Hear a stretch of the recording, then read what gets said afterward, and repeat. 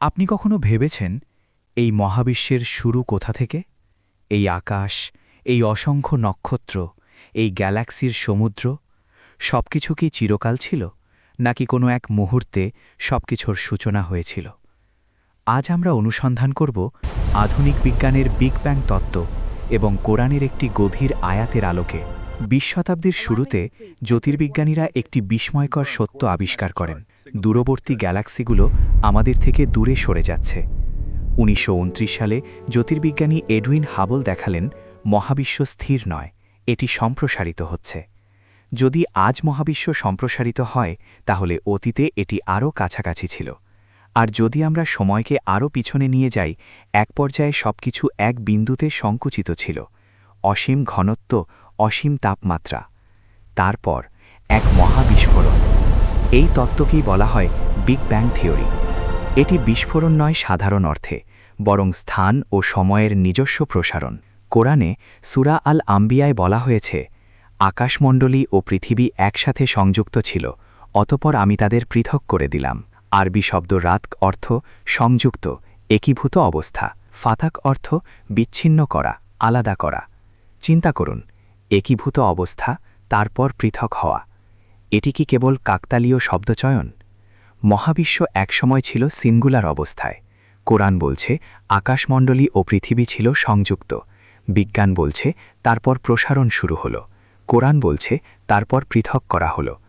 এখানে একটি গুরুত্বপূর্ণ বিষয় মনে রাখতে হবে।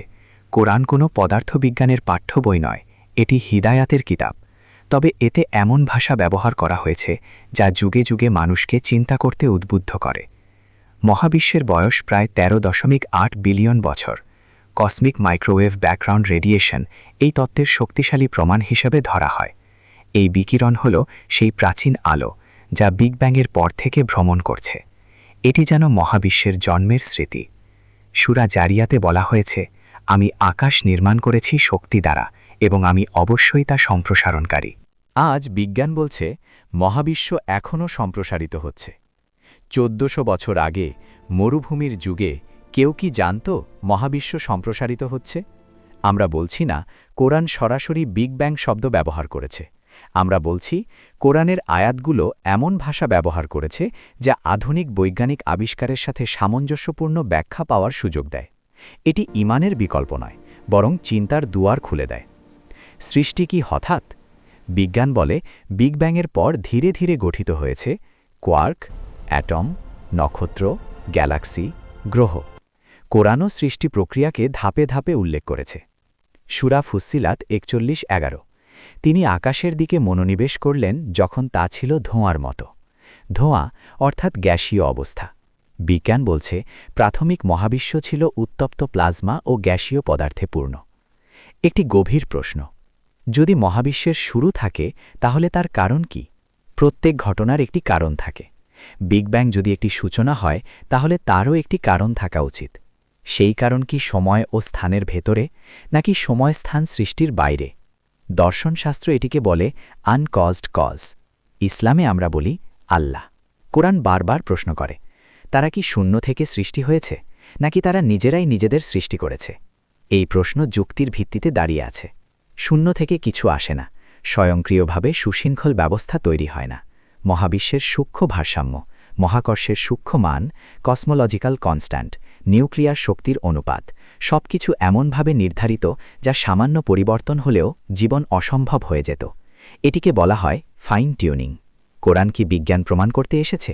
না, কোরআনের উদ্দেশ্য মানুষকে স্রষ্টার দিকে ফিরিয়ে আনা। কিন্তু যখন বিজ্ঞান কোনো সত্য আবিষ্কার করে আর আমরা দেখি কোরআনের ভাষা তার সাথে সামঞ্জস্যপূর্ণ, তখন এটি ঈমানকে আরও দৃঢ় করে। বিগ ব্যাং বলছে মহাবিশ্বের একটি সূচনা আছে। তাওহীদ বলছে সৃষ্টির একটি স্রষ্টা আছে। যদি মহাবিশ্ব চিরন্তন না হয়, তাহলে স্রষ্টা চিরন্তন। যদি সময়ের শুরু থাকে, তাহলে স্রষ্টা সময়ের ঊর্ধ্বে। মহাবিশ্ব বিশাল, বিলিয়ন বিলিয়ন গ্যালাক্সি, অগণিত নক্ষত্র। এই বিশালতার মাঝে মানুষ ক্ষুদ্র। তবুও কোরআন মানুষকে গুরুত্ব দেয়, কারণ মানুষ চিন্তা করতে পারে। মহাবিশ্বের সূচনা নিয়ে ভাবা, এটি ইবাদাতের একটি রূপ। বিজ্ঞান আমাদের বলে মহাবিশ্বের সূচনা আছে। কোরআন আমাদের বলে সৃষ্টি আল্লাহর নিদর্শন। বিগ ব্যাং তত্ত্ব হয়তো একটি বৈজ্ঞানিক ব্যাখ্যা, কিন্তু প্রশ্ন রয়ে যায়, কেন কিছু আছে কিছুই না থাকার পরিবর্তে? সেই কেনর উত্তর বিজ্ঞানের সীমার বাইরে। সেই উত্তরের দিকে ইঙ্গিত করে কোরআন। যখন আমরা আয়াতটি শুনি, আকাশমণ্ডলী ও পৃথিবী একসাথে সংযুক্ত ছিল, অতঃপর আমি তাদের পৃথক করে দিলাম। তখন আমরা বুঝি কোরআন চিন্তার দুয়ার খুলে দেয়, আর সেই চিন্তা আমাদের নিয়ে যায় সৃষ্টির পেছনের স্রষ্টার দিকে।